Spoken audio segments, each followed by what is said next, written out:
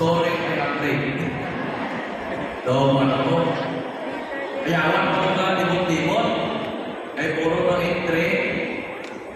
Tapos gutom ka sa rakyat. Huwag ka magpaparking ka. But anyway, as I see it, I am very happy na ayawan ako malibot na huwag magpaparkingan. I am very happy. You know what? Pasig City is now on its top, on the brink of becoming the tithing economy of Central Panay.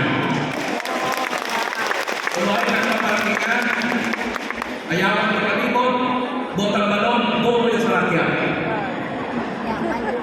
Botang balon, duro yung tao. May kukuhay ka, kung pag-abot mo, may maparkingan na dahil ka mahapos, botang balon, yung ekonomiya, hindi pag-abot na ka namin. Anyway, I am also happy nga in just 6 months time, naubos doon ka nila yung atubang sa Gabaldon. It will change